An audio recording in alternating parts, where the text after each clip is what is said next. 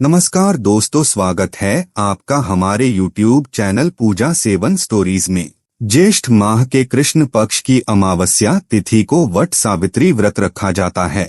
यह उपवास सुहागिन महिलाओं के लिए बेहद खास होता है। इस दिन सुहागिनें वट वृक्ष की विधि अनुसार पूजा करती हैं। धार्मिक मान्यताओं के अनुसार इस व्रत में वट वृक्ष की पूजा करने से पति की लंबी आयु और जीवन में सुख समृद्धि बनी रहती है। साथ ही इसमें ब्रह्मा, विष्णु और महेश तीनों देवों का वास होता है। इसलिए व्रत रखने वाली महिलाओं को तीनों देवताओं का आशीर्वाद प्राप्त होता है। वट सावित्री व्रत से पति की तरक्की के योग भी बनते हैं और रुके हुए कार्यों को गति मिलती है। लेकिन उससे पहले अगर आप भी चाहते हैं कि माता लक्ष्मी का आशीर्वाद आप पर बना रहे तो इस वीडियो को एक लाइक करें और चैनल को सब्सक्राइब कर ले और कमेंट बॉक्स में जय माता लक्ष्मी नारायण जरूर लिखें। ज्येष्ठ माह में आने वाला ये व्रत बेहद कठिन माना जाता है क्योंकि इस माह गर्मी चरम पर होती है। ऐसे में कुछ महिलाएं निर्जला उपवास करती है। इससे शुभ फलों की प्राप्ति होती है। वहीं इस बार वट सावित्री व्रत 6 जून 2024 को रखा जाएगा। इस दिन शुभ मुहूर्त, सही पूजा विधि, कथा, आरती और मंत्र के बिना पूजा अधूरी मानी जाती है। ऐसे में आइए इन सभी को विस्तार पूर्वक जान लेते हैं। वट सावित्री व्रत 2024 पूजा मुहूर्त। पंचांग के अनुसार वट सावित्री व्रत के दिन पूजा मुहूर्त प्रातः 11:52 से दोपहर 12:48 तक रहेगा। इस समय वट वृक्ष की पूजा कर सकती हैं। वट सावित्री व्रत का महत्व। वट सावित्री का व्रत विवाहित महिलाएं पति की लंबी आयु के लिए रखती हैं।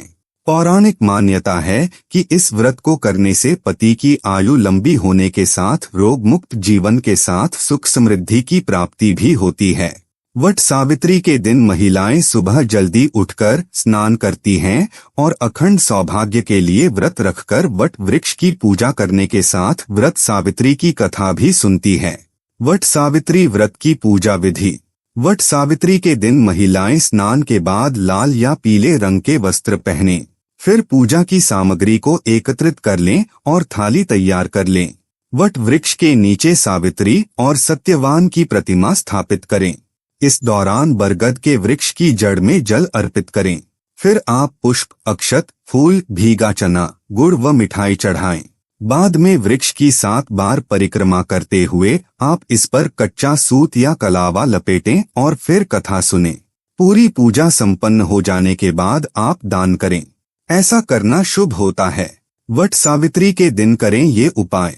पहला उपाय, वट सावित्री के दिन पीपल के पेड़ पर मीठा दूध चढ़ाएं। इसके बाद पीपल के वृक्ष की परिक्रमा करते हुए शनि मंत्र शन शनैश्चराय नमः का जाप करना चाहिए। दूसरा उपाय, वट सावित्री के दिन बरगद के पेड़ में दूध अर्पित करें। इससे ग्रह दोष दूर होने लगते हैं। साथ ही बरगद के पेड़ की 11 बार परिक्रमा लगाने के बाद गाय, कुत्ते और कौवे को भोजन कराना चाहिए। इससे कुंडली में ग्रहों की स्थिति मजबूत होती है। दूसरा उपाय, वैवाहिक जीवन में चल रही परेशानियों को दूर करने के लिए बरगद के पेड़ की पत्ती के साथ 21 परिक्रमा लगाएं। फिर पेड़ के नीचे घी का दीपक जलाना न भूलें। इस दीपक से काजल बना लें। बाद में इस काजल को बरगद के पत्ते में लपेटकर अलमारी में रख दें। तीसरा उपाय, वट वृक्ष पर चढ़ाएं ये चीजें। वट सावित्री व्रत के दिन बरगद के पेड़ पर गाय का शुद्ध दूध जल में मिलाकर चढ़ाना चाहिए। ऐसा करने से सभी इच्छाओं की पूर्ति होती है। ऐसा कहा जाता है कि बरगद के पेड़ में भगवान विष्णु, शिव जी और ब्रह्मा देव का वास होता है। ऐसे में अगर बरगद के पेड़ की पूजा विधि अनुसार की जाए तो जीवन की सभी प्रकार की बाधाएं दूर होती हैं, क्योंकि यह वृक्ष साक्षात ईश्वर का प्रतीक माना जाता है। साथ ही इससे सकारात्मक शक्तियों का संचार होता है। ऐसे में कोशिश करें, अगर आप व्रत न भी कर रहे हैं तो आपको वट वृक्ष की पूजा जरूर करनी चाहिए। वट सावित्री व्रत रखे हैं तो इन बातों का रखें ध्यान। पहली बात, वट सावित्री का व्रत पत्नी अपने पति के लंबी आयु के लिए रखती हैं। इसलिए इस दिन पत्नियों को चाहिए कि वह अपने पति से कड़वा वचन न बोले, पति से झगड़ा न करें और ऐसा कोई भी काम न करें जिससे पति का अपमान हो या उसके मन को ठेस पहुंचे।